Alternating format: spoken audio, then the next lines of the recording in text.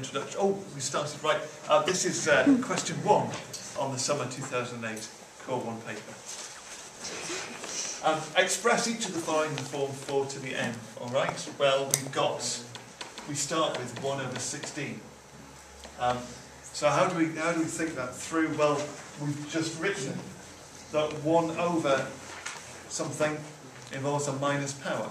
So 1 over 16, we could write that as being 16 to the minus 1. Except this said 4 to the power of n. And so we need to do something with our 16 now. 16 is 4 squared, isn't it? So that's 4 squared, all to the power of minus 1. And the other rule that we put said that when you've got the brackets, you would multiply the powers. So we've got 2 times minus 1, 4 to the minus 2. And there are all sorts of different orders that you could have done that process to get to the same result, but that's what it was looking for. The next one, 64. Well, this is a nice gentle start to the paper, really. It's just testing your kind of knowledge and understanding of powers, really. 64 is a power of 4. We should be able to get this straight away. It goes 4. 4 fours are 16. If you times that by 4, you get 64. So 64 is just 4 cubed. That's 4 to the n, which is a bit of a gift of a mark then, isn't it? And the third one was 8. Now the drawback with this is that 8 isn't a power of 4. We've just gone through those. We've just gone 4, 16, 64. 8 wasn't in there. So how can we think of 8 as being a power of 4?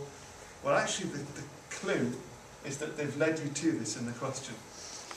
Because they've just asked you to deal with 64. And we don't really know how 4 relates to 8 automatically as a power, but we definitely know how 64 relates to 8, because 8 is the square root of 64.